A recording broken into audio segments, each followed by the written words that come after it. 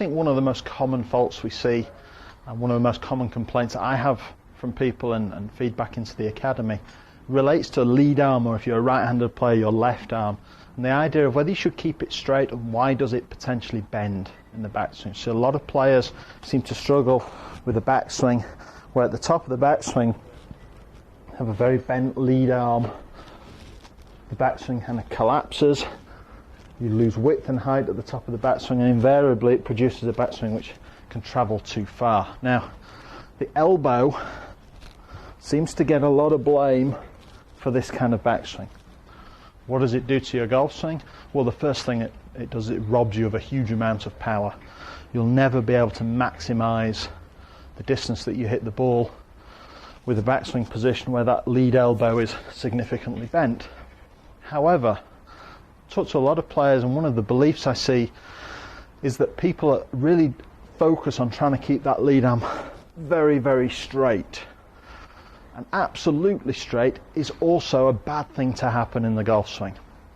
It actually can cause a collapsed top of the backswing position. So, where should we actually be during the backswing with that arm shape, with that lead arm shape? And if you're suffering from a backswing where that elbow's collapsing, you're losing height at the top of the backswing and losing a lot of power, what can you do to fix it? Well, the first thing is we need to understand why that elbow would behave in that way. Why, when we take the swing back, would that left elbow bend and collapse, that lead elbow? So, to answer that question, we need to look at a slightly different part of the body. And the elbow is very much linked to what the wrist does. And the wrist position is very much a function of your grip. So, I've spoken before in other videos about a reluctance to speak to you too much about the grip in these videos, because every grip is personal to each individual. If you need a grip change, then you're going to need one-to-one supervision and help from your local pro or your coach. However, the wrist position is crucial if you're going to understand how to make this elbow behave itself a little bit better. So, an elbow will always bend if the wrist hasn't first reacted correctly during the swing. So, one of the elements that destroys golf swings is this idea of a very rigid one-piece takeaway. It creates a very locked hand and wrist position. People believe it creates width in the swing, and again, I've talked in other videos about this. The wider, the lower you take the club away from the ball, the longer you prevent the wrists from working, the worse the top of the backswing position is going to be. What happens is that your body is aware that at some stage you have to get the club up in the air to complete the backswing. The wrists need to form that hinge that allows the club to work upwards. Okay? If you prevent the wrists from working, if you intentionally, through keeping this wide takeaway, prevent the wrists from fulfilling their role in the golf swing, the brain simply goes up to the next available hinge, which is your elbow joint. It knows that it has to make a fullish backswing. If the wrists are not going to help, then we'll use the elbow instead. And really, the collapsed top of the backswing position, it's that simple in terms of what's actually happening. It's an incorrect wrist action which forces the body to use the next available hinge. So, how can you improve your backswing position? Well, here's a very simple exercise that you can do just to get the feeling of the correct backswing. Hold the club out in front of you.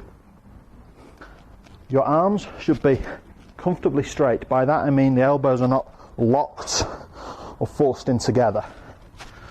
They're just comfortably straight. Okay? Form your grip and hinge the club upwards like that. And you're looking to try and form as big an angle here from the club shaft to your forearm line as you're capable of.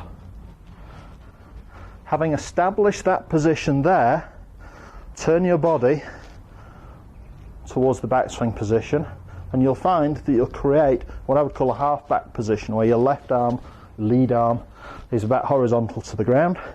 You'll see that the club shaft is pointing downwards and forming a relationship with the ball to target line. Now, That creates width in the swing, and it prevents this elbow from bending. All I have to do now is rotate my torso and my shoulders, and there's my backswing position. I can't go any further.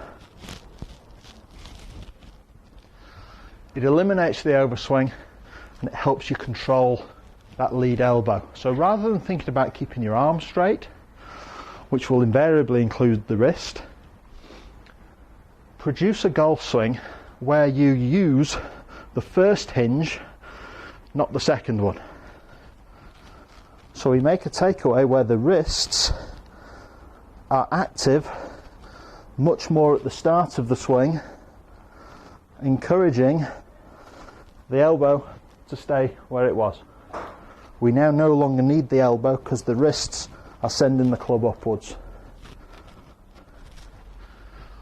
Work at the wrist action, and if that means that you need some grip supervision, then go ahead and find it, but work at the grip position, the wrist position, you'll fix that lead elbow problem.